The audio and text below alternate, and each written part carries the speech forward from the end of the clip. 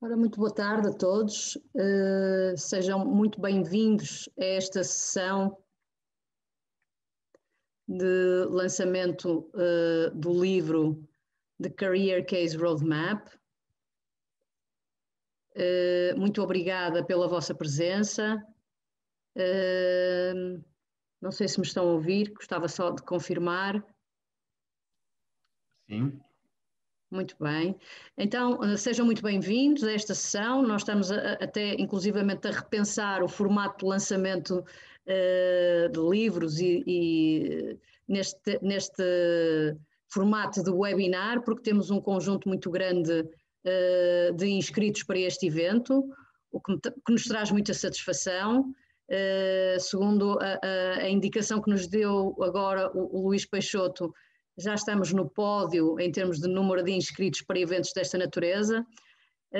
Vamos dar só um pequeno compasso de espera para ver se outras pessoas que se inscreveram se juntam a nós, mas eu, entretanto, queria congratular-me de poder chegar a esta fase de apresentação do manual e começar por dizer que é um prazer para mim poder colaborar com os meus colegas, o Vítor e a Valquíria, e informar que o meu papel na sessão de hoje será apenas a de fazer a abertura, os agradecimentos e estabelecer aqui algumas pontes. Portanto, começava por, se calhar, agradecer à Católica Porto Business School a possibilidade que nos está a dar de lançar o nosso livro no âmbito destas sessões, destes webinars. E por isso achamos que seria natural termos dois oradores que vão falar um bocadinho sobre esta temática. Também gostava de agradecer à editora da Universidade Católica que apostou em nós desta vez para o lançamento deste manual. A minha satisfação é grande porque de facto o livro vai passar a fazer parte de uma coleção de outros manuais de docentes da universidade. A experiência que eu e o Vítor tínhamos do passado e de outros livros que já escrevemos foi com outra editora e, portanto, a primeira vez que estamos aqui a beneficiar da marca e da chancela da Universidade Católica, e também queríamos estender os agradecimentos à livraria da Universidade Católica no Porto, que está desde há poucos dias a funcionar em formato online e onde eventualmente o livro que tenho aqui a oportunidade de vos mostrar, poderá ser eventualmente adquirido. Obviamente que queria também agradecer aos dois oradores que tiveram a amabilidade de se juntar a nós para animar um bocadinho a conversa que se seguirá e queria, como não podia deixar de ser, agradecer aos meus colegas, ao Vítor Verdelho, que é uma locomotiva e uma força viva nestes empreendimentos. E qualquer dia vamos escrever um livro sobre the case, the roadmap on how to write books. Parece fácil, mas não é. Nós somos testemunha disso. E a nossa parceira nova, a Valquíria, que foi uma fonte de inspiração, que nos deu a segurança para entrar numa temática que à partida nos poderia parecer um bocadinho mais afastada daquilo que eu e o Vítor estávamos a fazer antes, que era mais na área do business case, mas como eu digo, o meu papel tem sido de juntar aqui, de fazer a ponte entre a prática e a teoria, entre os professores e os alunos, e os antigos alunos, como vocês vão ver a seguir, entre a investigação científica e uma investigação um pouco mais aplicada, entre as diferentes temáticas que são abordadas no manual, também pensar um bocadinho na perspectiva de quem recruta e de quem é recrutado, ou de quem aprende e de quem ensina, e portanto fazer também a ponte entre os diferentes autores, entre os autores e a editora. Portanto, para quem não me conhece, eu não sou arquiteta, mas faço pontes e é um papel que eu gosto bastante de desempenhar. Para quem me conhece muito pouco, eu sou docente da Universidade Católica, vai fazer quase um quarto de século, sou diretora de um mestrado em marketing e de um mestrado em gestão, e as minhas áreas de atuação são essencialmente o marketing e o negócio internacional. E pronto, acho que feita esta apresentação inicial, temos já 89 pessoas na sala. Vou partilhar só um slide inicial para vocês terem uma ideia de como é que está a apresentação do nosso livro, que, como já disse, tem este formato que aqui está, é relativamente prático, fácil de utilizar, de procurar, em regime tradicional nosso de perguntas e respostas, tem algumas figuras, mas vou deixar o papel mais sério da apresentação do manual para o meu colega Vítor Verdelho, que vai falar já a seguir. Vítor, o microfone é teu. Obrigado, Susana. Ponha os slides em screen mode. Se calhar é mais fácil. Muito bem. Pronto, a apresentação que tenho será muito breve, porque vou deixar o lugar para as pessoas que podem comentar o livro. Em primeiro lugar, ia começar por explicar porque é que o livro está em inglês, que é uma das perguntas mais frequentes que nós recebemos. E basicamente diria que, se traduzirmos de Career Case Roadmap para português, aparece uma expressão, o roteiro para o desenvolvimento de uma carreira. Não é uma tradução muito interessante, porque não traduz exatamente o que o livro é na versão inglesa. Um Career Case é algo que não tem uma tradução completa para português. E, portanto, optamos por esta versão em inglês, não apenas por isto. A principal razão é porque nós vemos o mundo como uma oportunidade global. Ou seja, nós não devemos estar restritos aqui ao jardim plantado, o belo jardim em que vivemos, aqui plantado à beira-mar. Nós temos que pensar no planeta. Nós somos habitantes de um planeta, num planeta onde a língua principal é o inglês, e, portanto, devemos trabalhar para comunicar em inglês e fazer produtos que possam ser utilizados globalmente, se eles realmente tiverem essa utilidade que nós achamos que têm. Portanto, na Católica, ou nas várias experiências que temos tido, encorajamos os alunos sempre a pensar globalmente, a pensar que têm pela frente uma carreira e não apenas um emprego, e o livro trata esta temática de mostrar que uma carreira não é uma sucessão de empregos e que devem ter uma lógica, portanto devem seguir um roteiro, devem seguir um roadmap e devem basear-se num plano. Devem ter um plano que nós explicamos ao longo do livro, e em particular utilizamos uma referência que é semelhante, que é inspirada no Canvas, no modelo Canvas. E, portanto, apresentamos como é que se faz um Canvas para o planeamento de uma carreira.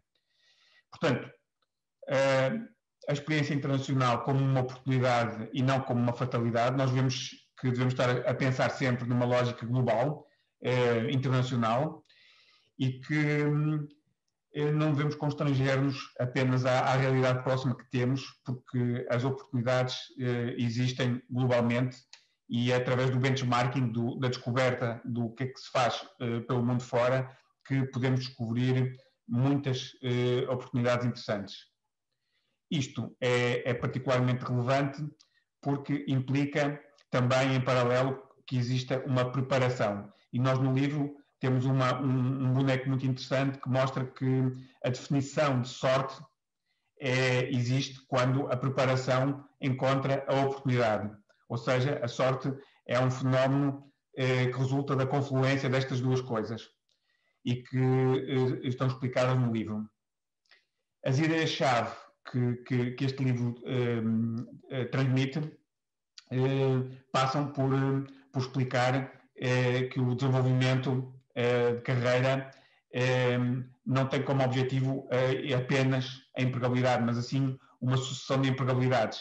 Se a empregabilidade existir ao longo da vida toda, excelente, mas temos de estar preparados para um mundo complexo, um mundo que está cheio de oportunidades, mas também de desafios.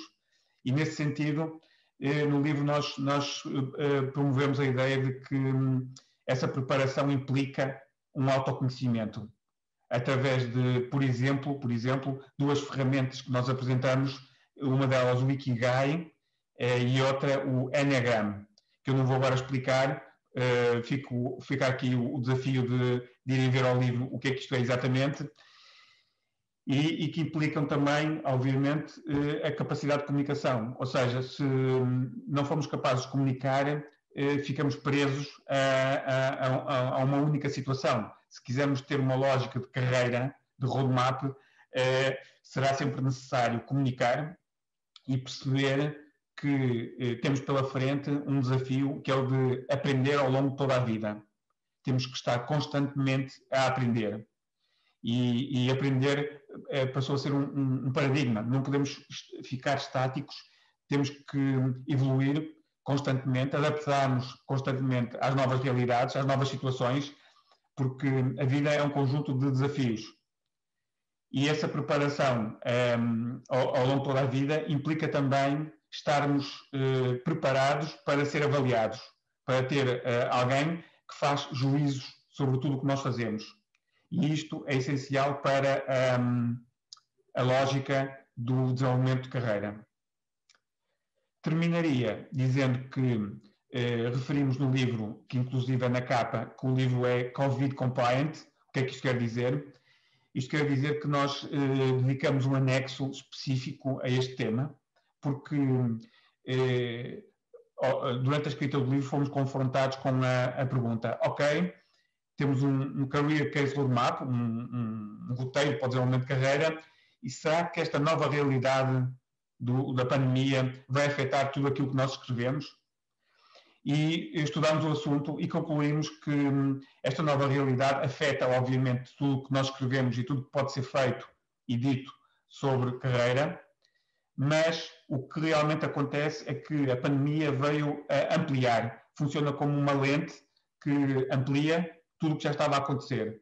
Todos os fenómenos que vinham a emergir, como por exemplo o teletrabalho, o que a pandemia faz é que torna isto uma realidade mais normal, mais comum, mais relevante, mais utilizada por toda a gente.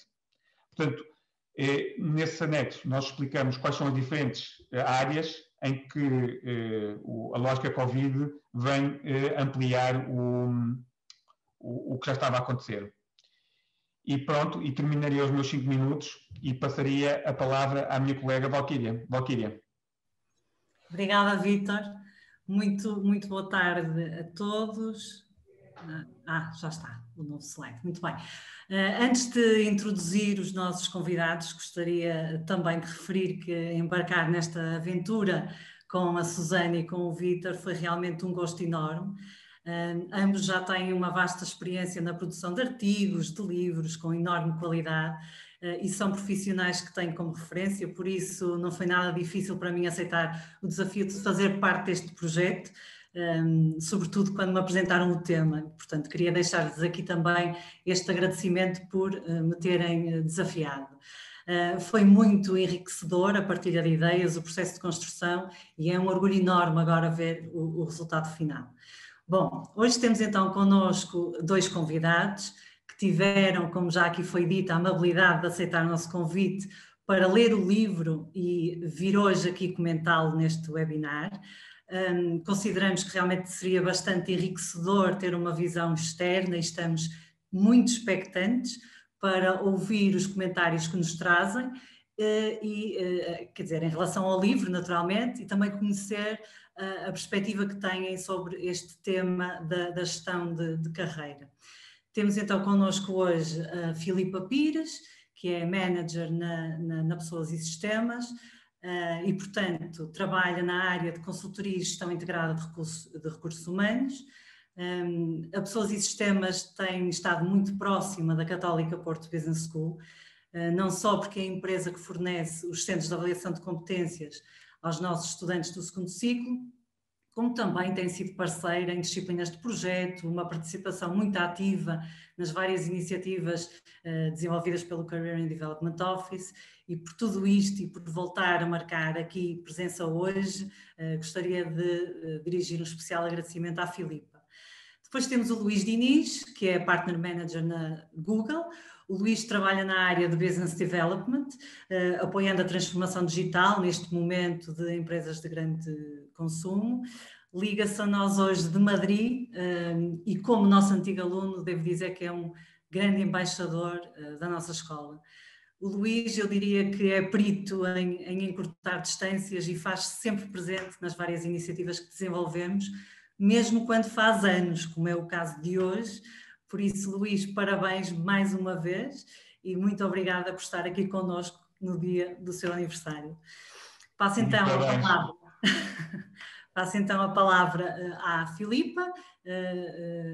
Pode ser, Filipa? Depois falará o Luís e depois faremos um momento aqui de perguntas e respostas. Então, Filipa, muito obrigada. Ok, muito bem. Antes de mais, parabéns ao Luís. Muitas felicidades, Luís. Obrigada pelo convite. Obrigada também pelas palavras, Valquíria, que muito me tocam sempre, naturalmente, pela relação que tenho e que temos com a Católica. E portanto é um gosto para mim, mais uma vez, estar integrada num projeto vosso, de enorme interesse. Também parabéns pelo esforço e pelo livro e pelo projeto final à Susana, ao Vítor e à Valquíria. Portanto, é uma área naturalmente do meu interesse.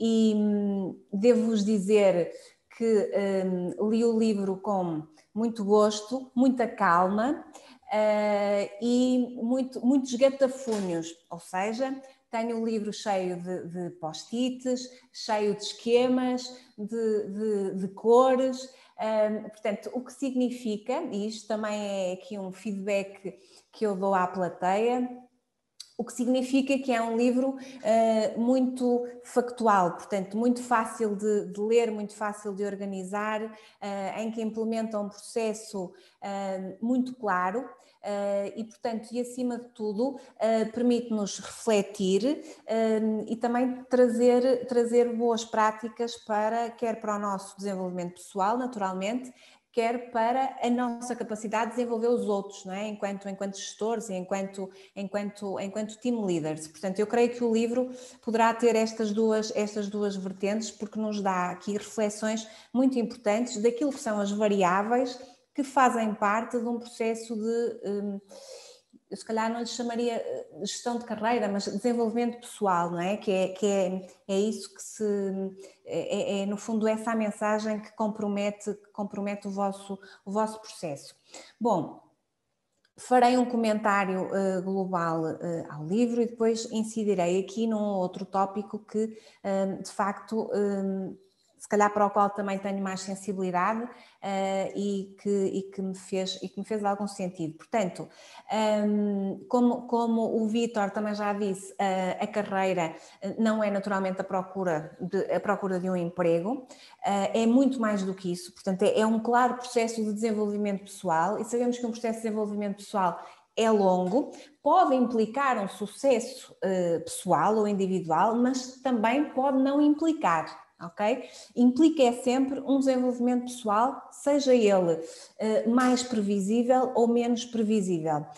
E, portanto, sabemos que o sucesso na carreira é incerto, ok? Portanto, é incerto porque impacta em várias variáveis que muitas vezes não conseguimos controlar. Contudo, é muito importante olhar para boas práticas e é muito importante seguir, no fundo, um roadmap, não é? O tal roteiro em português, porque aumentamos a probabilidade de encontrar um algoritmo ou uma lógica, portanto, uma tendência. E, no fundo, este career case e da forma como está estruturado, acaba por atuar como uma bússola orientadora para o processo de desenvolvimento. É quase como uma operação de lógica, na qual é preciso preparar um plano de ação direcionado para um framework lógico, ok? Portanto, este framework e um plano de ação lógico não é a mesma coisa que um sonho ou um desejo. Portanto, não podemos confundir as coisas, não é? Uma coisa é quando nos perguntam, qual é o teu sonho? O meu sonho é trabalhar na NASA, ok.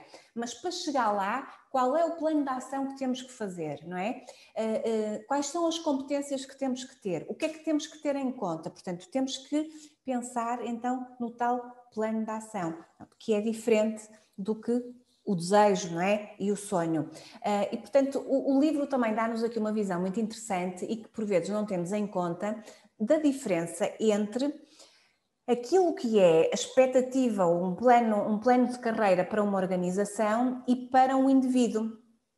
E é muito importante que encaixe. Portanto, quando o indivíduo está numa organização e tem naturalmente o seu plano de desenvolvimento individual, é muito importante que ele esteja encaixado com aquilo que é o plano individual da organização para o indivíduo. Caso contrário, não vai correr bem porque as motivações são diferentes e, portanto, há motivadores diferentes para uma organização e para um indivíduo e, portanto, esta convergência é fundamental.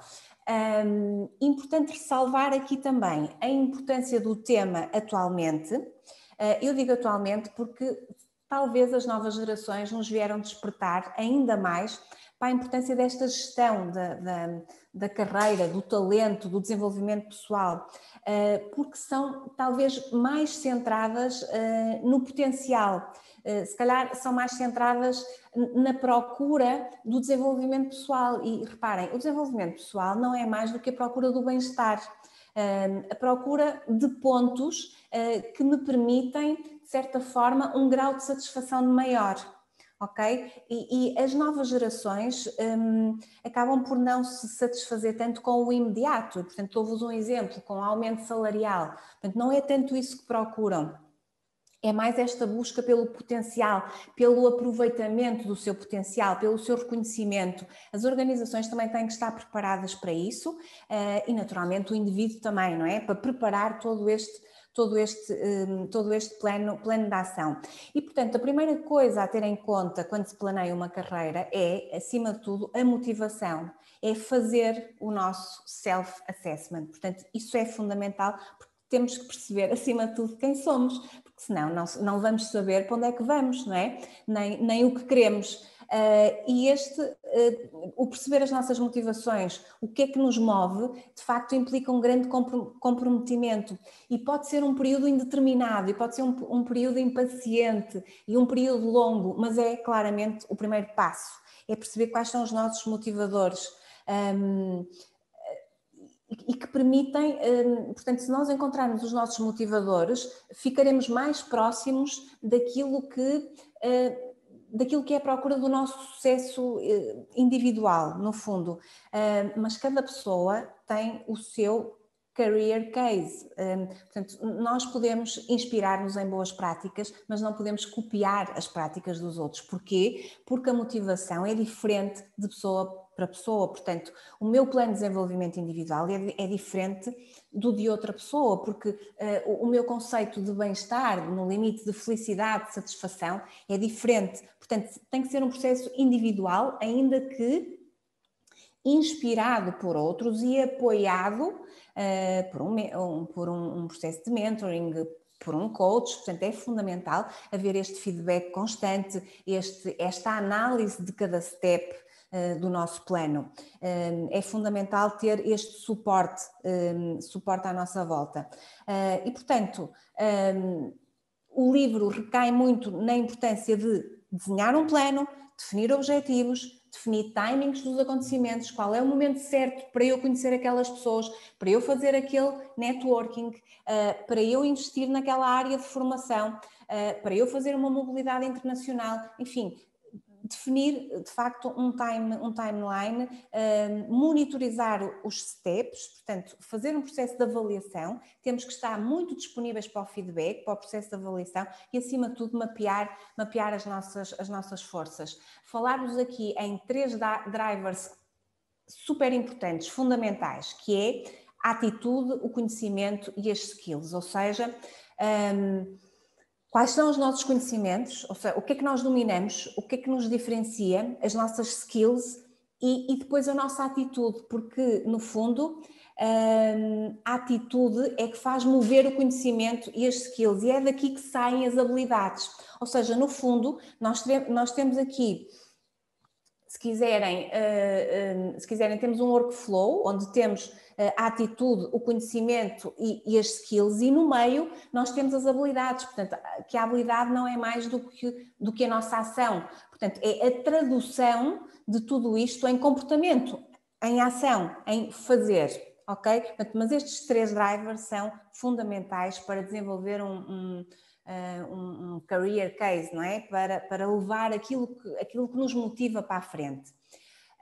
E, portanto, volto aqui a reforçar que o primeiro passo é o self-assessment e há no mercado várias ferramentas, aliás, o livro mostra-nos o conceito do Ikigai, que não é mais, é um conceito japonês, que tem a ver com a razão de viver, pararmos para pensar o que é que nos move, não é? Qual é o prazer de viver?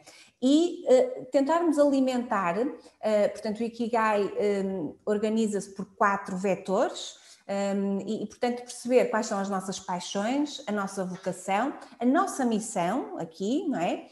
Neste contexto de carreira ou no contexto de desenvolvimento pessoal e o nosso perfil dificuldade, o nosso perfil profissional, porque nós sabemos que o mais difícil, de facto, é conhecermos a nós próprios, porque nós somos altamente influenciados e influenciáveis pelo ambiente social, pela educação, pela família, pelos outros, não é? Pelo mundo onde vivemos, pelas transformações, pelas mutações, e isso faz com que o nosso foco também mude e com que as nossas motivações também possam mudar. Portanto, este mapa de forças, este controle das nossas forças é fundamental, esta construção do nosso Ikigai.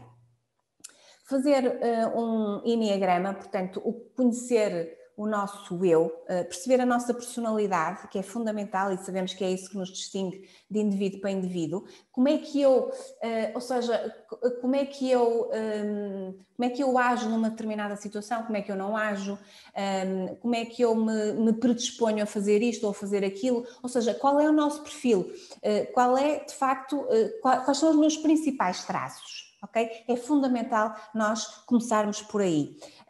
Depois identificar o nosso conhecimento explícito e implícito e fazer o melhor uso do nosso conhecimento, naturalmente. E depois temos que trabalhar uma área que é muito tendência atualmente, que é o nosso marketing pessoal, o nosso branding pessoal, não é? A forma como nós nos vendemos, a forma como nós nos damos a conhecer aos outros.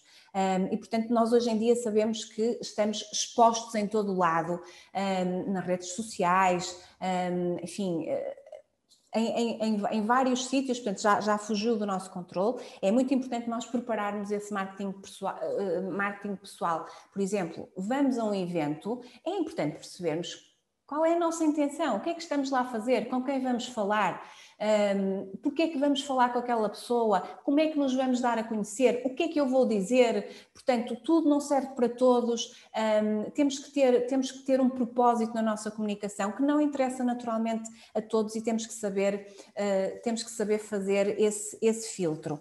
Realço aqui a importância da humildade para um processo de desenvolvimento pessoal, para um processo de roadmap, de Career Roadmap, e, portanto, estejam sempre sensíveis ao feedback, estejam sempre sensíveis para que outros vos possam, no fundo, ajudar, orientar, dar-vos linhas de alinhamento, portanto, e naturalmente eu reforço sempre aqui a questão da humildade, porque é preciso ter humildade para que nos deixemos também influenciar por feedbacks positivos e por linhas de orientação de outros.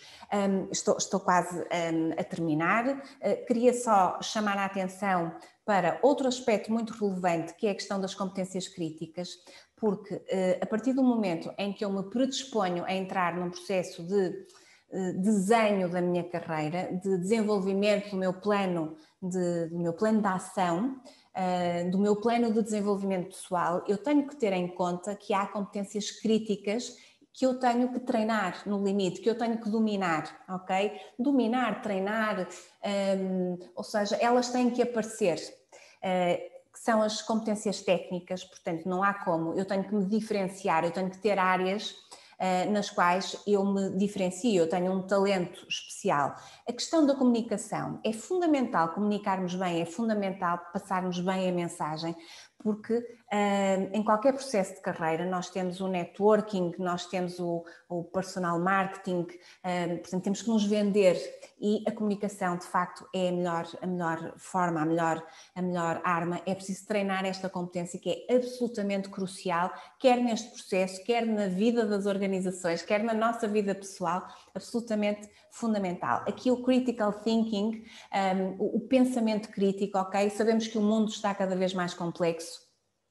Este tem sido um ano que nos mostrou isso e, portanto, nós temos que pensar de forma cruzada, de forma global, e temos que agir em conformidade com as mudanças de facto que vão acontecendo. O multitasking, isto não tem a ver com fazer muitas coisas ao mesmo tempo, não é? Porque às tantas fazer muitas coisas ao mesmo tempo e fazer mal, não é por aí, mas o estarmos predispostos para aprender várias coisas diferentes, não é? Portanto, aqui uma partilha de gestão de conhecimento mais alargada. O teamwork, devo-vos dizer que continua a ser e vai ser uma das competências de futuro, portanto é importante que a treinem. Não dizer-vos que é uma competência difícil, parece fácil, mas não é, precisamente por isto, precisamente porque todos nós temos personalidades diferentes, todos nós temos um perfil de competências diferentes e, portanto, quando às vezes nos juntamos uns com os outros, a coisa não é de todo fácil, portanto, continuem a treinar esta competência. Depois temos a criatividade muito na ótica do agir perante o novo, do encontrar soluções, e depois naturalmente temos a liderança, não é? Que acaba por ser aqui um cluster que integra todas as outras competências, mas é fundamental nós termos um domínio nesta competência até para liderar o nosso plano de ação e o nosso caminho. É certo que todas estas competências estão interconectadas, portanto, elas não existem isoladas, ok? São transferíveis e estão interconectadas, mas voltar a reforçar, estas são as competências críticas para, num processo de autoconhecimento, de self-assessment, nós as conseguirmos encontrar, ok? Juntamente com o nosso perfil de personalidade, porque é a partir estas competências é que nos levam à ação, é que nos permitem então avançar. E para concluir, dizer-vos que naturalmente a carreira é sempre uma junção de partes, é sempre uma junção de pessoas, é sempre uma junção de experiências, é sempre a procura da nossa motivação, tem como base a nossa motivação. É um processo de desenvolvimento pessoal, se calhar mais até do que sucesso pessoal, gosto mais de lhe chamar desenvolvimento pessoal, mas é um plano muito individual, ok? Portanto, é um plano muito centrado no eu, inspirado nos outros, naturalmente, porque os outros têm uma importância muito grande no nosso desenvolvimento, sem dúvida alguma, e engane-se quem pensar o contrário, mas é um processo muito individual e, portanto, nós temos que ter essa força, portanto, um plano de ação não é comparável de indivíduo para indivíduo. E, portanto, acabo com uma frase que eu gosto muito de usar e que foi assim que volta meio a me sai muitas vezes, e é minha, e que diz que todos não servimos para tudo, não é? E, portanto, temos que ir para um plano de carreira com esta noção, ok? De que todos não servimos para tudo. E dou por terminada a minha intervenção, reforçando mais uma vez a qualidade do livro e dos conteúdos. Muito obrigada, Filipa. Passávamos então agora ao Luís, sem mais demoras. Pode ser, Luís? Claro, pois eu faço das palavras da Filipa as minhas também.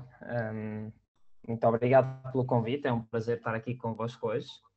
E é impressionante a quantidade de pessoas que conseguimos juntar à distância, como o Vítor dizia, porque realmente é um tema acho que super interessante e super importante e cada vez mais, e que nos une a várias pessoas que pronto, temos uma paixão por este mundo. Eu desde que estive a ler o livro nos últimos dias, eu gostaria de ressaltar porque eu acho o livro muito relevante para os dias de hoje. E coincido em absolutamente tudo que a Filipa teve a comentar e que o Vítor também teve a introduzir, mas gostaria de ressaltar 3 pontos principais. Gostaria de ressaltar a importância do autoconhecimento, porque é que isto é tão relevante e o livro foca muito em ferramentas do autoconhecimento, como é o Enneagram e o Ikigai, e porque é que isto é tão relevante.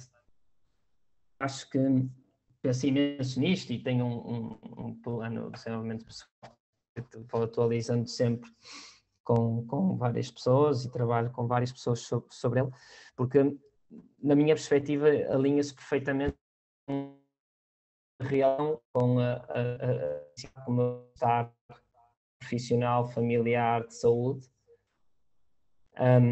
e acho que é realmente um pilar essencial para que estejamos bem na nossa vida e tenhamos um bom desempenho.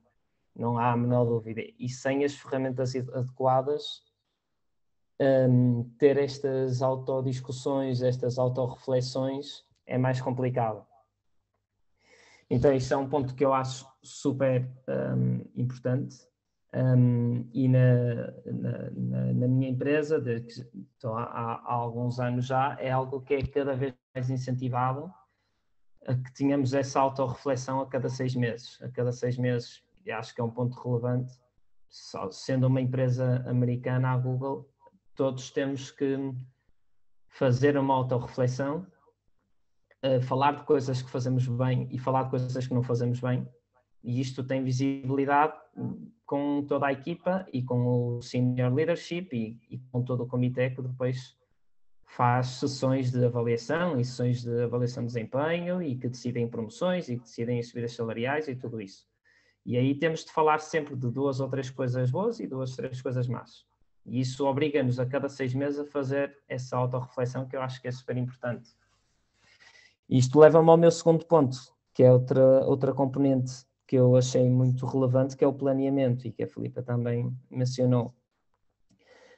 Sem planeamento é difícil avançar, não é? E é difícil, apesar de ter o autoconhecimento, fazer esse planeamento é chave. E uma frase que eu gostei muito do livro era que dizia que o planeamento ajuda-nos a manter o foco e ajuda-nos a manter uma perspectiva de cara ao futuro e de cara ao nosso purpose, que é a expressão que é utilizada no livro, que, como o Vítor dizia, às vezes é difícil traduzir.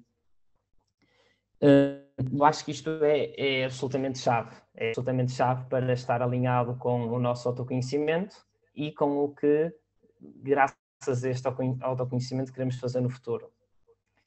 E eu gosto do assunto, gosto muito de investigar sobre este assunto, tento ter este tipo de conversas com muitos colegas e já me enfrentei várias vezes com colegas que têm mais de 10 anos de carreira do que eu, sim, 10 anos de média, ou se calhar até mais, que nunca pensaram neste tipo de aspectos. E então, quando eu vou fazer este tipo de perguntas, há pessoas muito mais velhas e com muito mais experiência que dizem: eu não sei o que é que eu quero fazer, não sei.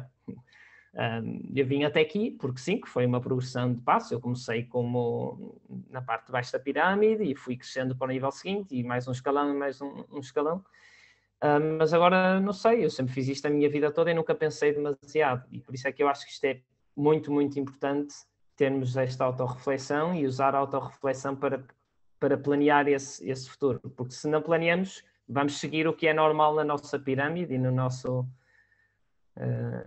percurso, que é o que toda a gente faz. E o livro usa várias reflexões sobre este assunto e como deve ser um planeamento feito. E eu acho que isso é chave para construir sobre o autoconhecimento e dar esse passo mais à frente. E o terceiro ponto que eu achei muito interessante e que eu acho que é super importante desenvolver é a questão do lifelong learning, não é? Que é como é que, tendo este autoconhecimento e saber onde é que eu gostaria de ir, como é que eu vou alimentar esta roda de desenvolvimento, não é? E como é que vou abraçar um feedback 360, como é que vou alimentar também o meu planeamento com outras pessoas, porque há uma expressão que nós usamos muito no mundo do digital, que é: só posso parar de aprender quando a minha taxa de cliques, que é, pronto, no Google é o rácio de pesquisas e de cliques, quando for 100%, quando toda a gente que entrar no meu site me comprar o meu produto, que é uma taxa de conversão de 100%, e quando o meu retorno de investimento for infinito, que é por cada euro que eu pagar de marketing, vou ter 1000 euros de retorno. É aí que eu posso parar de investir no meu desenvolvimento. E eu, fazendo a transição para o nosso desenvolvimento pessoal, penso um bocadinho assim. Eu vejo pessoas como um Jeff Bezos, ou como um Sundar, ou como um Bill Gates, que são as pessoas que mais estudam hoje em dia, ou como o nosso Cristiano Ronaldo, que continua a ser a primeira pessoa a chegar ao ginásio de manhã, não é? E isto faz-me levar ao ponto do desenvolvimento pessoal, que nós muito no desenvolvimento, tem equipas que só trabalham no desenvolvimento People Operations, e a título de exemplo, nós temos a cada 6 meses estes tais feedbacks a nível 360, que eu tenho pessoalmente que avaliar o CEO do grupo. Eu dou a minha nota ao CEO do grupo e dou a minha nota ao Vice-President do grupo. E estamos a falar de uma empresa que pronto, é top 5, 10, depende dos anos, a nível mundial, não é? Ou seja, a cada 6 meses o CEO está a ser posto à prova por toda a empresa e sai feedback construtivo sobre a sua performance, exatamente, sobre a sua performance, que depois essa pessoa é responsável de definir pilares de trabalho para melhorar nessa área. E eu penso, se até a este nível chega a este tipo de feedback 360, pois acho que há pouca gente que se pode dar ao luxo de pensar: eu já cheguei onde posso chegar e não há ninguém melhor do que eu à minha volta. E eu acho que isso é um ponto-chave, esta parte do lifelong learning. E depois aqui há questões que ultimamente também me fazem pensar e levar ainda mais importância, que é a situação que todos estamos a atravessar neste momento. Eu hoje vi um estudo de uma consultora que faz muitos estudos antropológicos e sociológicos, que falava de como é que nós, neste período que estamos a atravessar, nos estamos a tornar mais rotineiros e mais repetitivos no que fazemos, e temos menos exposição a contextos diferentes e a pessoas diferentes e a aprendizagens novas. E então, mais do que nunca, revela-se chave pensar nisto e pensar: ok, eu tenho este autoconhecimento, eu preciso de fazer isto para chegar onde eu quero chegar, mas se não faço, não dou e nessa decisão, este momento não me vai ajudar. E isto, junto ao que a Filipa também mencionava, que é a aceleração de competências críticas, de que as competências mudam muito, que as empresas têm que se transformar, as organizações têm que se transformar. Acho que só vem acelerar a importância destes conceitos. E, enfim, um pouco como eu achei muito interessante a reflexão que fazem sobre estes três pilares, que eram o autoconhecimento, o planeamento e a aprendizagem. E lá está, e este terceiro ponto vem a refletir a importância disto, que é: se não tomamos este tipo de decisões, e estamos aqui reunidos às minhas 7h40, às vossas 6h40 talvez, para falar disto e consciencializar-nos da importância, não vamos dar esse passo nesse desenvolvimento pessoal.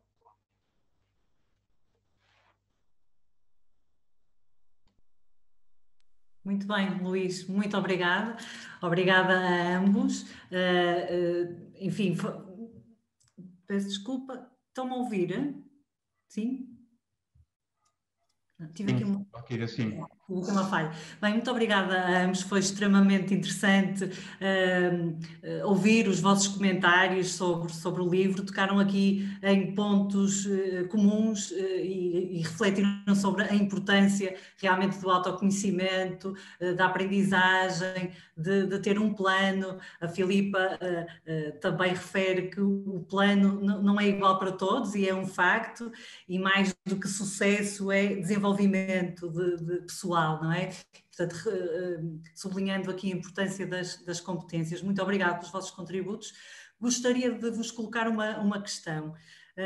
O desenvolvimento de um plano de carreira, que julgo que ambos concordaram que é algo importante, requer tempo e esforço. As pessoas estão preparadas para investir neste desenvolvimento, na vossa perspectiva?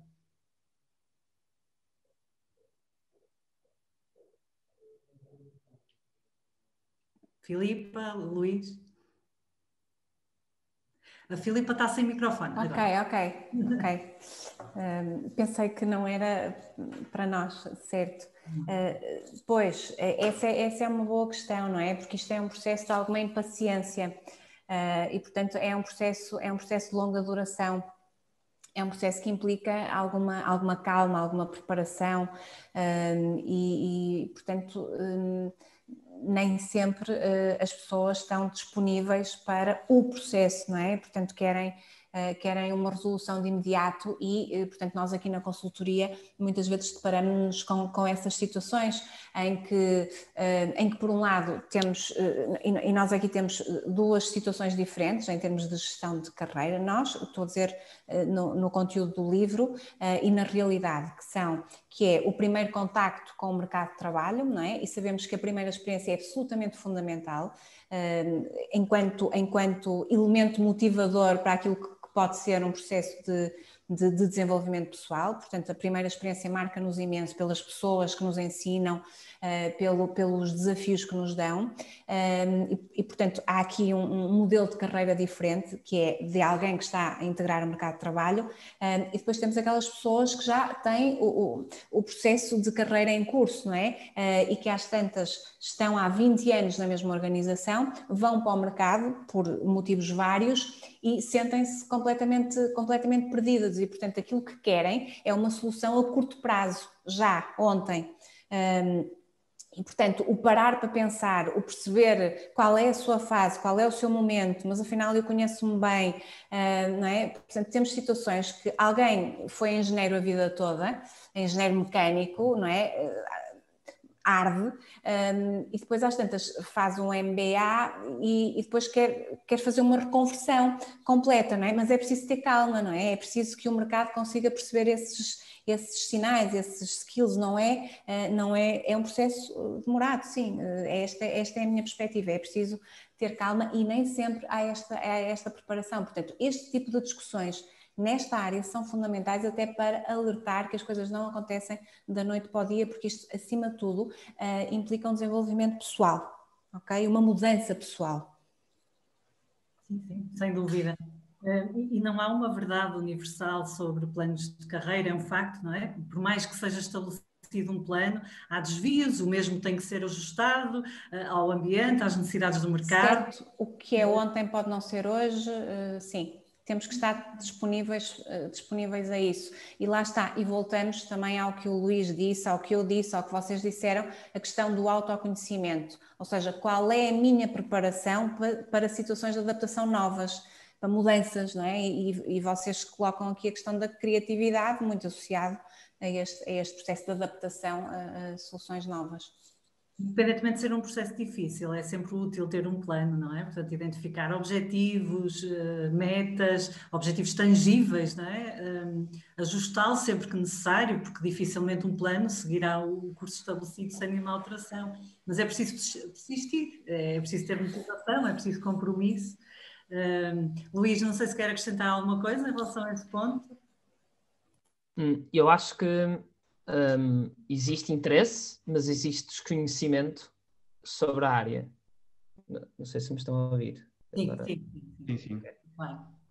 Eu acho que existe interesse, mas existe muito desconhecimento da área e é responsabilidade de pessoas como nós que estamos aqui, temos interesse na área, que gostamos de falar e escrever sobre o assunto, de managers de empresas, de diretores de empresas, de fomentar este tipo de conversas, de conferências e discussões para que isto entre na rotina, porque toda a gente quer ser mais feliz, todos queremos estar mais cómodos, melhores em termos de saúde, em casa, com as nossas famílias, em termos profissionais, mas muitas vezes não pensamos o que é que nos leva aí, não é? E então seguimos o nosso dia-a-dia, seguimos os exemplos que temos acima, de pessoas que se calhar também não pensam no assunto, e não damos um passo atrás para pensar no porquê e porque é que eu estou a fazer isto e onde é que eu deveria ir. Então, eu diria que há tanto potencial interesse como desconhecimento. Um exemplo que eu dava antes, de pessoas que considero muito inteligentes e com um grande sucesso profissional, que muito poucas vezes pararam para pensar, mas porquê? Porque é que eu estou aqui? E onde é que eu quero ir?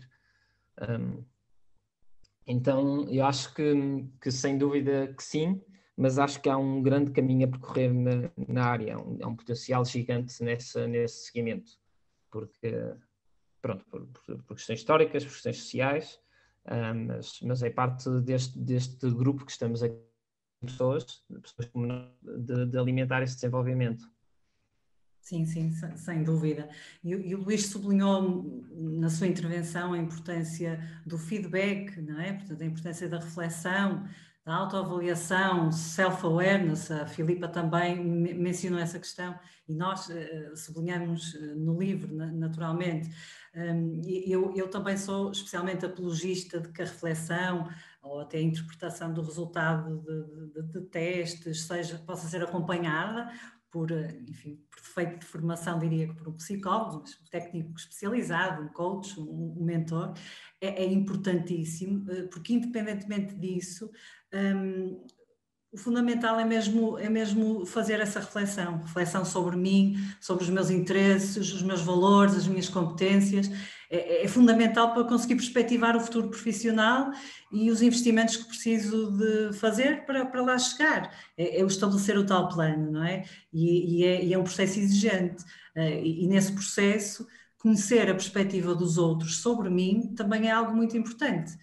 Nós muitas vezes não temos noção de como é que os outros nos veem portanto, as tais avaliações de 360 graus, ter esse feedback acaba por nos ajudar também a conhecer um bocadinho mais de nós próprios, olhando para a forma como os outros nos veem. Eu estava aqui a pensar, por exemplo, na questão dos assessments que fazemos com os nossos alunos de segundo ciclo, e eu julgo que é um momento, porque há feedback de desempenho, eles têm acesso aos resultados e, portanto, estamos aqui a falar de provas como uma prova de grupo, um exercício de tarefas pendentes, etc., que são muitas vezes utilizados em contexto de recrutamento e que, no caso aqui dos nossos estudantes, existe a oportunidade de receberem feedback e, portanto, nós quando estamos a fazer uma prova de grupo para uma empresa, aquilo que vamos saber é se passamos ou não à fase seguinte. E nós temos feito esse trabalho de realmente dando feedback aos alunos, qual é que foi a nota atribuída e porquê é que foi atribuída com base em evidências, é também, diria eu, uma forma de os ajudar a refletir, pelo menos, como é que são avaliados naquela circunstância específica. É assim, Filipa? Sim, é tal e qual assim. Portanto, mais do que um processo de avaliação, o Assessment Center que nós fazemos nos alunos do segundo ciclo é claramente um processo de desenvolvimento de competências, em que aquele feedback, aquele reporte é um ponto de partida e não um ponto de chegada. Onde eles percebem onde é que eles se situam naquelas competências consideradas críticas, E o que é preciso treinar, e o que é preciso desenvolver. No limite, começa-se a desenhar ali um perfil de competências, onde eles começam a ter mais noção do tal autoconhecimento, não é? Mas, acima de tudo, o que é que ainda têm, onde é que ainda precisam de investir? Em que competências é que ainda precisam de investir? Porque nós não nos podemos esquecer que as competências não são mais do que a nossa capacidade de agir, não é? E, portanto, quanto mais treinadas tivermos as nossas competências core e críticas, mais ágeis nós somos em determinados contextos e situações. Portanto, é claramente um ponto de partida para entrar num processo de desenvolvimento pessoal. Claramente. Uma outra questão tem a ver com as barreiras que existem, não é? À concretização dos planos de carreira. E, portanto, a Filipa falou da questão da comunicação, que é algo importante e que pode ser trabalhado, mas também pode ser uma barreira. Sabemos que é possível melhorar a nossa comunicação, como é evidente, estas questões trabalham-se, mas também sabemos que ela é fundamental, e volto aqui um bocadinho à questão das entrevistas. No momento em que nós entramos na sala para serem entrevistados, há todo um escrutínio, não é? E, portanto, a forma como comunicamos, quer do ponto de vista verbal, quer do ponto de vista não verbal, é absolutamente determinante, não é? Como nos apresentamos, como nos dirigimos, como respondemos às questões, por aí fora.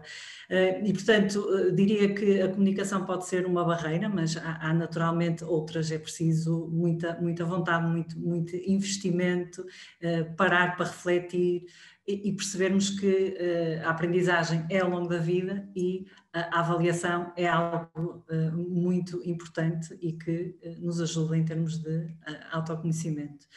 Eu, neste momento, abriria aqui um espaço para as questões do nosso público virtual.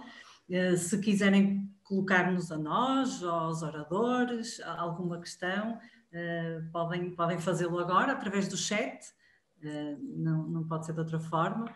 Vítor, Susana, não sei se querem fazer algum comentário nesta fase. Susana está com a mão no ar, força. Eu ia aproveitar para colocar uma questão do ponto de vista de quem está do lado do empregado. O contexto que nós vivemos atualmente tem sido especialmente hostil em algumas carreiras que algumas pessoas foram, por contingências pessoais e profissionais, levando a cabo sempre dentro do mesmo setor de atividade e que até lhe permitiram atingir algum progresso. Como é que quem faz o recrutamento vê agora a situação destas pessoas que, tendo perdido o emprego ou tendo perdido a oportunidade de desenvolver um plano de carreira dentro do mesmo setor de atividade, mostram pelo menos a vontade e a disponibilidade para adquirirem competências técnicas que não detinham, mas que pensam poder ser compensadas por algumas competências menos técnicas e mais soft, portanto mais este desejo, esta vontade de se redirecionarem para uma área diferente, voltar a aprender, de voltar a adquirir outras competências, mesmo quando já têm alguma idade, acima dos 30, 40 anos, que muitas vezes já são idades consideradas particularmente discriminantes, digamos, em alguns processos de recrutamento. Posso tentar responder, Susana. Bom, eu diria que nós aqui em Portugal ainda temos que dar um passo bastante significativo sob o ponto de vista dessa variável idade. Portanto, ainda tem um peso significativo. Contudo, aquilo que nós temos sentido é que, desde a última crise mais financeira, que tem sido uma variável menos impactante no processo de escolha, num processo de recrutamento. Ou seja, as empresas também perceberam que o conciliar a experiência e a solidez das experiências com a novidade das novas gerações é absolutamente fundamental. O desafio está muito em conseguir unir as duas gerações. Portanto, isso é um desafio que as organizações têm que saber conciliar. Mas sabemos que uma empresa, para dar a volta rapidamente e para se adaptar ao mercado rapidamente, precisa de experiência, precisa de pessoas que conheçam o negócio, que conheçam o terreno, que já tenham estado lá fora. E as empresas perceberam isso na última crise. E eu creio que nesta crise vai acontecer alguma coisa. Sabemos que não afetou todos os setores da mesma forma, mas afetou, de certeza, afetou grandemente o mercado de trabalho. Susana, claro que aqui temos duas perspectivas, não é? Temos aquela pessoa que vai para o mercado de trabalho e é um operacional e, portanto, a perspectiva em termos de carreira é completamente diferente, e aquela pessoa que ocupou um cargo de desafio, ocupou um cargo altamente qualificado e vai para o mercado de trabalho. Portanto, há claramente a noção que tem que fazer o caminho do conhecimento, ou seja, tem que fazer uma reciclagem de competências técnicas. Portanto, e todas as pessoas têm muito essa clareza, portanto, há alguma direção do ponto de vista do conhecimento, do desenvolvimento de novas, ou seja, o que é a tendência agora, para onde é que eu me posso virar, o que é que eu devo aprender, o que é que eu estou disponível a estudar, mas sim, estamos a falar, não nos 30 nem nos 40, mas estamos a falar nos 50, não é? Que é onde será aqui a banda mais crítica e onde as pessoas estão absolutamente hábeis para trabalhar e cheias de conhecimento e cheias de vida, cheias de tudo e mais alguma coisa. Eu acho que, e lanço-vos aqui também este desafio, é importante começar-se a discutir sobre esta questão e sobre este paradigma da idade que não faz sentido nenhum ainda existir em Portugal. Sim, eu também gostava de trazer um exemplo. Maria João está a falar de um exemplo que eu ia trazer também aqui para a discussão, que me parece uma pergunta super interessante e que nós internamente também valorizamos muito este tipo de questões, porque uma coisa que é chave do desenvolvimento é a diversidade e a inclusão, não é? E se os nossos clientes não estão necessariamente na nossa faixa etária, nós não conseguimos pensar como eles e adaptar-nos ao que eles querem e às soluções que eles querem. Então, eu acho que é chave, como empregadores, as empresas perceberem isso e perceberem que se os nossos clientes estão em diferentes faixas etárias, nós precisamos de pessoas que pensem como essas pessoas, não precisamos só de pessoas que estão a sair da universidade e que vão ter salários eventualmente mais baixos e que estão frescas para aprender desde zero. E eu tenho aqui dois para o assunto. Um exemplo é um colega meu que veio do mundo de vendas de porta a porta, vendia praticamente eletrodomésticos, não é bem de porta a porta, mas muito mais físico, um trabalho muito mais de venda física, de vender eletrodomésticos, e entrou na Google, numa empresa 100% digital, aos seus 42 anos, para trabalhar na transformação digital de empresas de energia e de telecomunicações, empresas muito tradicionais. O que é que acontece? Esta pessoa vê o negócio digital como uma pessoa realmente do mundo tradicional, não como eu, que sou nativo digital, que nasci com e-commerce e que compro muitas coisas online. Veja, ou seja, esta pessoa vem trazer uma capacidade de falar o idioma que o nosso cliente quer ouvir, porque se eu for com os meus termos técnicos e super digitais, que vou assumir que as pessoas de 60 anos que estão a liderar estas empresas vão perceber, não vou conseguir. Enquanto que essa pessoa sim consegue, e hoje está a ter resultados fantásticos. E outra questão é, tanto falo dos 50 como falo dos 20, não é? Estas empresas agora explodindo no meu mundo, como é os TikToks, por exemplo, que estão aí a crescer muitíssimo. É um exemplo um bocadinho ao contrário, que é, queremos ter líderes de 50, 60 anos a liderar empresas onde o seu target são pessoas entre os 15 e os 25. A reflexão tem que ser um bocadinho dos dois lados. Mas também me leva, Susana, a apoiar muito no vosso livro, que é, se eu não souber o porquê eu que quero mudar, que me quero transformar, o porquê de eu me querer transformar, não vou saber como é que vou convencer o empregador a que eu sou a pessoa correta para essa posição. Portanto, tem que ser feita essa autorreflexão de porque é que eu acho que sou a pessoa adequada para essa determinada posição nesse momento. Mas, sem dúvida, acho que é uma excelente reflexão a fazermos todos.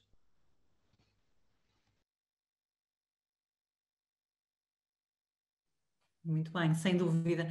Estamos aqui com algumas questões que o Vítor já foi respondendo. Temos aqui alguns comentários, por exemplo, um comentário em relação aos assessments, que são bastante enriquecedores e, portanto, deve ser aqui um estudante do segundo ciclo a dizer que gostou muito quando fez no ano passado. E depois aqui alguns comentários relativamente a esta última questão. Alguém que mudou de carreira aos 50 anos, outra pessoa que refere que a idade da reforma em Portugal é aos 67 e que, portanto, que ninguém fica admirado quando alguém aos 56 ainda é empreendedor. Obviamente que não. Bom, não sei se do público há aqui alguma questão que gostassem de fazer, ou sobre o livro, ou aos nossos oradores. Vítor? Só ia acrescentar que no livro um dos temas abordados é justamente que o roadmap da carreira é relevante não só para quem começa uma carreira, para quem está a começar a carreira, mas também para quem quer mudar de carreira. Portanto, esse é um dos temas que é analisado, discutido e abordado. Portanto, podem achar interessante esse aspecto. Sim, sem dúvida. Não é? Independentemente da idade, claramente. Aliás, é útil para estudantes recém-graduados, empreendedores, para managers, por aí fora. Muito bem. Também há outra questão que falamos, que é do networking. Não é? E, portanto, fala-se muito de networking. Toda a gente diz que fazer networking é muito importante, mas até que ponto é que ele é feito de forma intencional? Até que ponto é que ele é feito de forma estruturada? Não é? E, portanto, nós aqui no livro também falamos sobre este tema que é bastante relevante. Talvez o Vítor possa explicar o que é que está aqui como net waving, que é um novo termo. Sim, eu acho que há uma referência no livro ao net weaving. O net weaving, basicamente, é o networking intencional. Ou seja, não é quando se faz o desenvolvimento, quando se faz um plano, um roadmap para o desenvolvimento de carreira, é relevante não apenas pensar em fazer muitos contactos, ter uma rede fantástica com milhares de contactos, mas ter uma rede seletiva que dê resposta a determinados objetivos. Ou seja, as coisas têm que ser pensadas e planeadas. Não podem ser milhares de contactos no Facebook, toda a gente, e depois não serve para absolutamente nada. Para quem está na área do recrutamento, quão impactante é que é uma candidatura espontânea? Ainda há alguém que ligue alguma coisa? Há alguém que apresenta uma candidatura espontânea? Ou as candidaturas espontâneas vão diretamente para o caixote de lixo? É muito raro e cada vez mais raro aparecerem candidaturas espontâneas. E não, quer dizer, não vão para o caixote do lixo, nem devem ir, porque estamos a falar, quer dizer, do outro lado está uma pessoa com expectativas, não é? Portanto, há um e-mail, há um currículo, mas há uma pessoa do outro lado com expectativas e, portanto, é preciso termos esse reconhecimento. Mas é engraçado que esta semana, aqui na Pessoas e Sistemas, vieram-nos entregar um currículo e uma carta de motivação em mão. Portanto, que é uma coisa muito, ainda por cima, em altura de confinamento e de pandemia, não é? Mas é uma coisa que acontece uma vez por ano, ok? E o que é certo é que eu fiquei a olhar para aquilo há algum tempo e fiquei a pensar naquilo há algum tempo e já pedi para conhecerem a pessoa, porque de facto até já é diferenciador fazer isso. Portanto, e se é diferenciador, se calhar vamos avaliar ali também alguma criatividade na pessoa, porque agora é um processo criativo, não é? Entregar um currículo pessoalmente. Portanto, acho que deve ser valorizado. Não é normal acontecer, mas devemos valorizar. Portanto, estamos a falar de pessoas sempre, não é?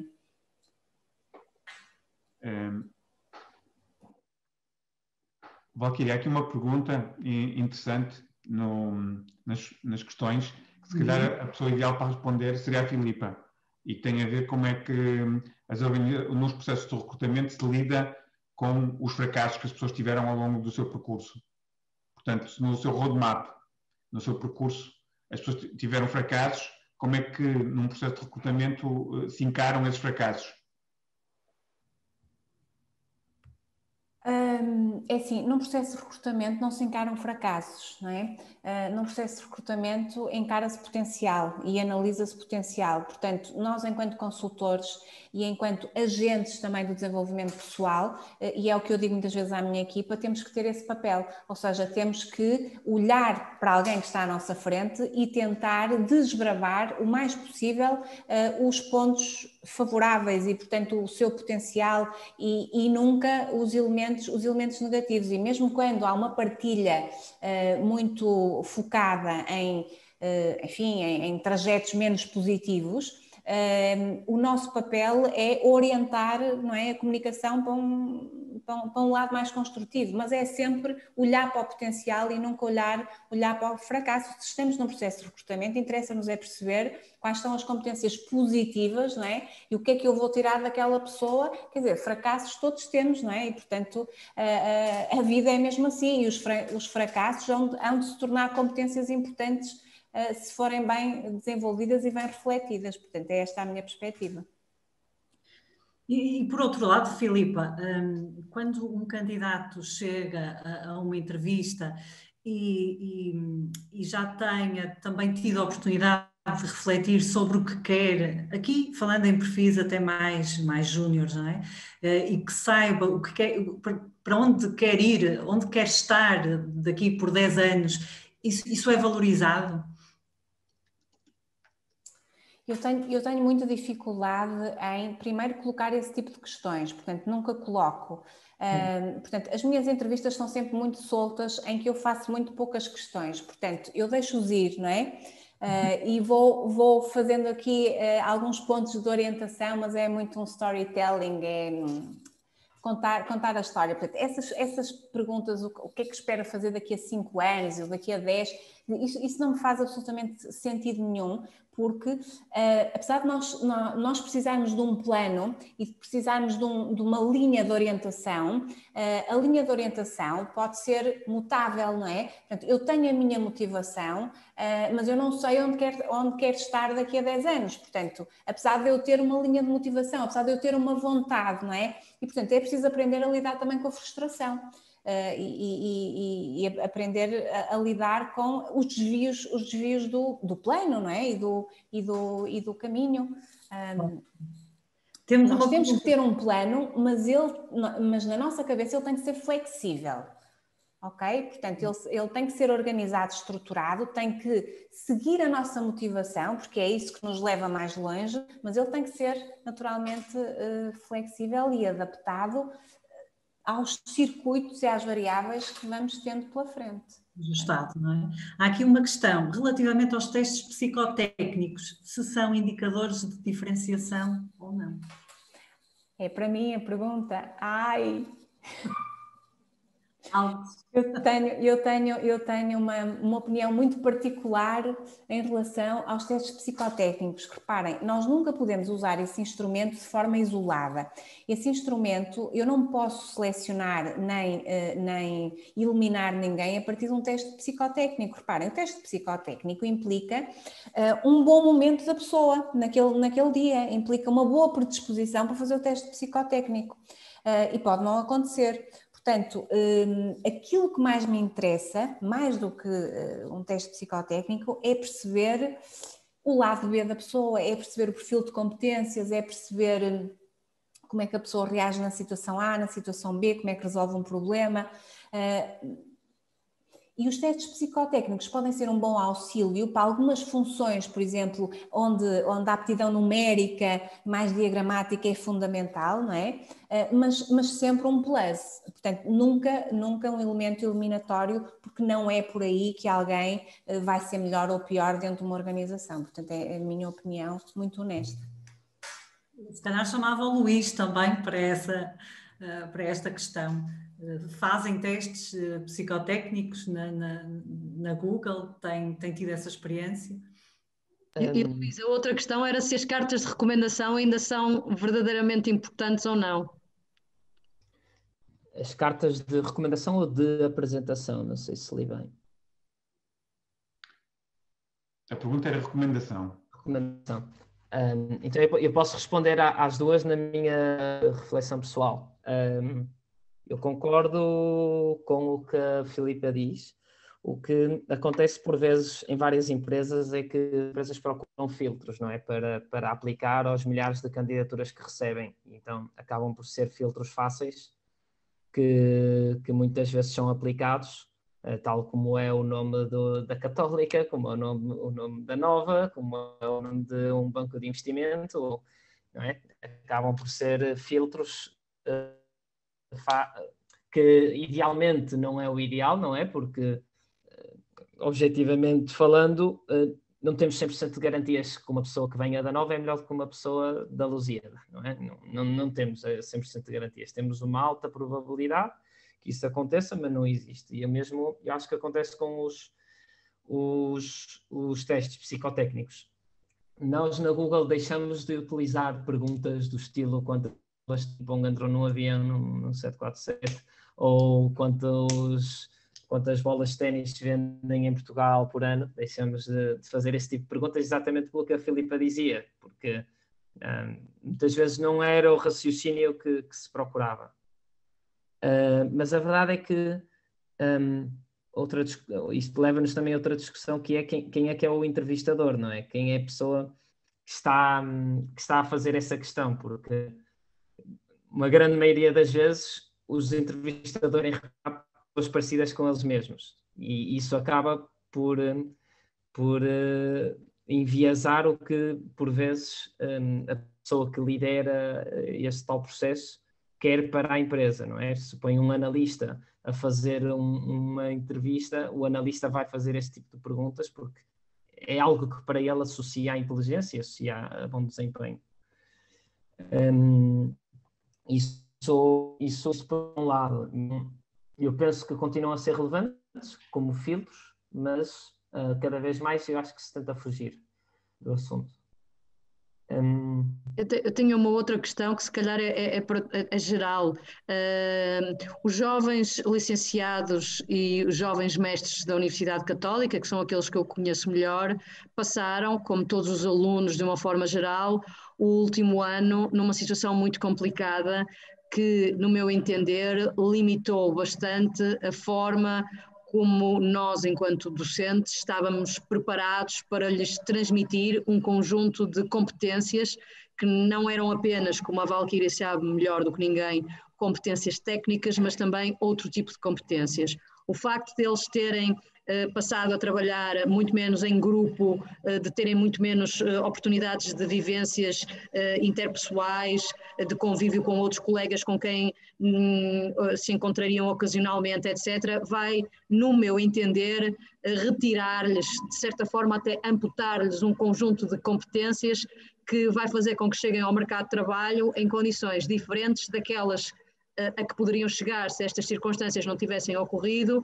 e em que poderiam chegar, por exemplo, há 2 anos atrás ou se tudo correr bem, daqui a 2 anos. Qual é o vosso entendimento enquanto empregadores? O que é que estão à espera que seja o futuro de um jovem licenciado ou de um jovem mestre que acabe agora a sua formação?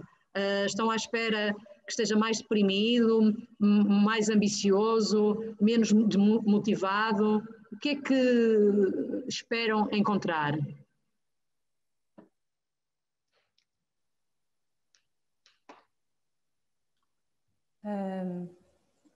Posso dar a minha opinião. Eu creio que as empresas têm que estar preparadas para o onboarding pós-pandémico, ou seja, não esperemos que as pessoas, que os estudantes que estiveram 1 ano, 1 ano e meio ou 2, venham com a mesma, ou seja, venham com a mesma energia, porque isso não vai acontecer, ou venham com a mesma predisposição relacional, porque isso não vai acontecer. E, portanto, temos aqui um grande desafio, quer da parte das universidades, quer da parte das organizações, em ter sensibilidade para fazer processos de integração e processos de acolhimento muito mais relacionais, muito mais enérgicos do que aquilo que aconteciam, não é? Que eram muito mais técnicos. Agora é importante dar confiança às pessoas para se juntarem a outras pessoas, para se juntarem a outros ambientes. Portanto, as pessoas estão fechadas há 1 ano e se calhar vão ficar fechadas 2 anos. Não é? Portanto, isto foi um pontapé enorme, desculpem-me o termo, não é? Nas canelas, vá. Tivemos que, e portanto não se espera que os estudantes vão da mesma forma para o mercado de trabalho. Temos que treinar as competências relacionais das pessoas que entrarem para o mercado de trabalho, e as universidades terão que fazer também esse caminho com alguns programas de desenvolvimento a esse nível, porque é possível que tenhamos aqui situações complicadas, não é? Creio eu.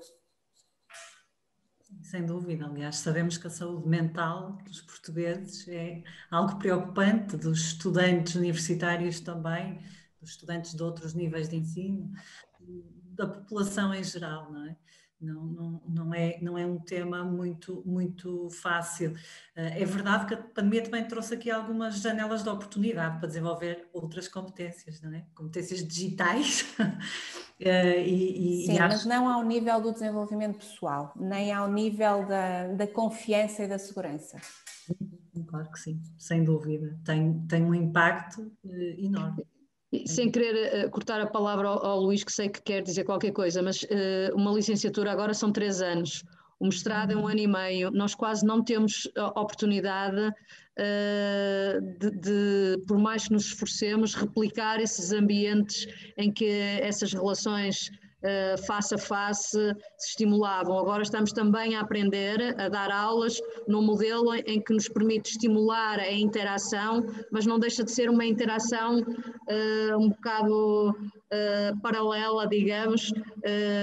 Podemos ter as janelinhas, podemos pedir para abrirem as janelinhas para vermos como é que os alunos reagem, mas é muito pouco tempo e este tempo passa a correr e os alunos entraram, alguns ainda não se conheceram pessoalmente, outros, dependendo do ciclo e de quando é que viemos para casa, neste caso foi em janeiro, pouco conhecimento houve, no segundo semestre não têm a oportunidade de se encontrar, eu vejo-os muito mais tristes, com um semblante muito mais carregado, muito mais difíceis de entusiasmar, e às tantas estamos quase a fazer o pino para manter a atenção dos alunos, e isso já não é suficiente, também é muito frustrante para nós, e eu acho que vai ser um ano, ou vão ser anos complicados, isto agora falando numa faixa etária muito mais jovem, mas é só o meu desapontamento com a situação em geral e a tentativa de perceber se do lado das empresas, nomeadamente, por exemplo, na Google, porque os alunos têm empresas na cabeça onde acham que é muito entusiasmante trabalhar, há um ambiente de jovens da minha idade, eu vou poder replicar, ou seja, devem estar com esta ansiedade eventualmente de transpor os comportamentos relacionais que tinham nos intervalos e após o estudo na universidade para o primeiro emprego. Não sei, Luís, que impressão é que tem sobre este tema? Sim, é uma reflexão muito importante, Susana, e é uma preocupação gigante de empresas como a Google, porque onde existe uma cultura muito forte, onde existe uma ambição enorme de que as pessoas se sintam unidas e sintam parte de uma entidade, que até há um nome para as pessoas que trabalham na Google, que são os Googlers, e quando entras tens um chapeuzinho e há uma celebração e isso com o mundo digital, com o mundo 100% digital e o que estamos a atravessar agora, isto acaba por desaparecer, não é? Acaba por ser muito complicado porque eu tenho 10 reuniões por dia, quando não tenho mais, e a reunião é entrar, olá, tudo bem? Sim, está tudo bem, vamos ao assunto. E acabou o pequeno momento social que quando estamos fisicamente temos. Agora, isto leva-nos também, como o Vítor dizia, a pensar na oportunidade, não é? Isto é claramente um problema, é claramente um desafio, mas onde é que está a oportunidade? Então, eu acho que cada vez mais as pessoas estão a sair da faculdade e que estão à procura desse mercado de trabalho, têm que perceber que as pessoas que têm 40, 50, 60 anos e estão dentro do mercado, está a ser, se calhar, ainda mais complicado do que para nós que estamos a sair, estamos flexíveis, somos nativos digitais, muitos, e temos muitos skills que essas pessoas não têm, de como é que eu dou a volta a esta situação. Então, exemplos de coisas que se vão fazendo, como tentar criar momentos sociais no mundo digital, não é? As minhas equipas, às segundas-feiras, tentamos almoçar todos juntos e cozinhamos juntos e almoçamos juntos enquanto estamos a cozinhar, vamos falando. Não estamos com os computadores, estamos com os telemóveis e falamos e cozinhamos e falamos do nosso fim de semana. Montou-se uma equipa de cultura como de emergência temos de criar um evento semanal com as 200 pessoas da empresa para falar de coisas que estão a acontecer fora do mundo do trabalho. Porquê? Porque este ano, depois de todo o ano passado, e este ano as pessoas depois do Natal vieram com imensa energia, mas um mês e meio depois a energia está a cair imenso em toda a empresa. As pessoas estão muito cansadas de estar em casa, de estar sentadas o dia todo. Tem que se tomar medidas.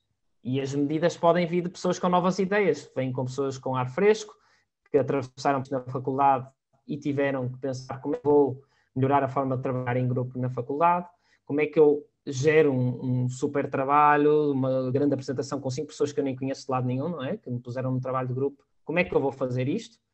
Isto acho que cabe a cada um de pensar criticamente como é que consigo dar a volta à situação. E as empresas vão agradecer imenso isso, porque eu digo, hoje em dia, numa empresa como a Google, há muito pouca gente que saiba responder a isto, muito pouca. Mas tem que responder, não podemos esperar, temos que pensar e avançar.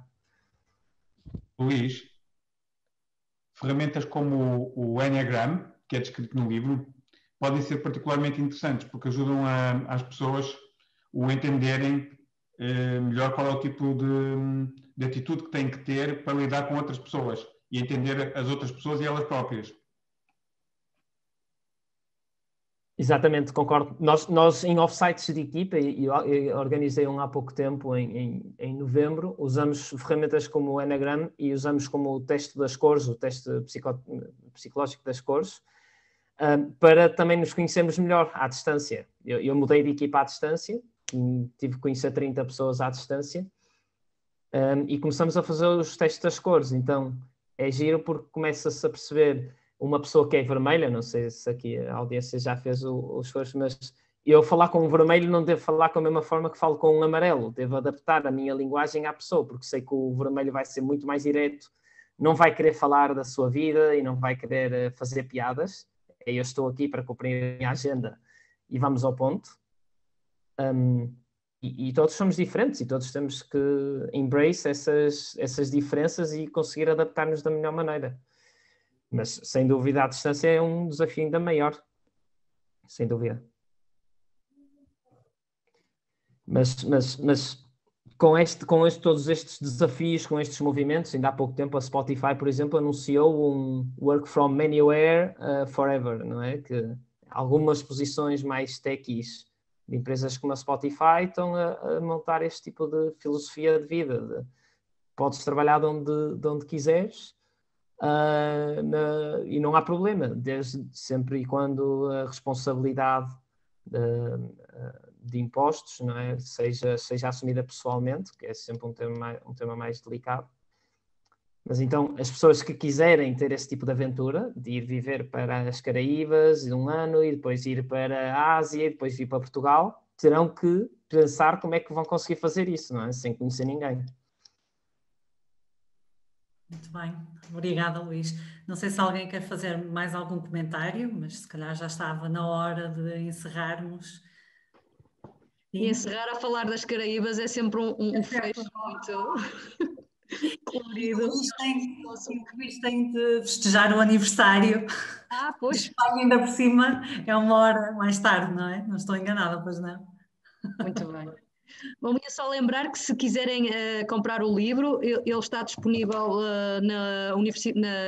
no website da Universidade Católica Editora, em Lisboa, que já tem o canal digital a funcionar há algum tempo. Está à venda por 18€, mas se forem à livraria da Universidade Católica do Porto, à secção Novidades, há um desconto de lançamento e, portanto, fica 10% mais barato. mas algumas destas ferramentas são efetivamente aqui muito bem explicadas e, portanto, convidava-vos a dar uma espreita dela se tiverem interesse e curiosidade. Muito bem, está feito o desafio. Como foi dito, é uma sugestão de abordagem sequencial ao estabelecimento de uma carreira profissional, que pode ser útil para qualquer idade, e a ideia é que qualquer pessoa pode desenvolver um plano ajustado aos seus interesses e ao sistema de oportunidades que existem, claro. Ouvimos os testemunhos e interessantes contributos dos nossos convidados sobre o tema. Agradecemos muito a vossa presença, Filipa e Luís. Agradecemos também a presença de todos que estiveram a assistir ao webinar e também às vossas questões. Esperamos que gostem do livro, façam boas leituras. Muito obrigado. Obrigada, até à próxima. Obrigado, boa noite. Boa noite, obrigada. Boa noite, muito obrigada, até breve. Até logo, com licença. Parabéns, Luís. Obrigado. Felicidades, Luís, até logo.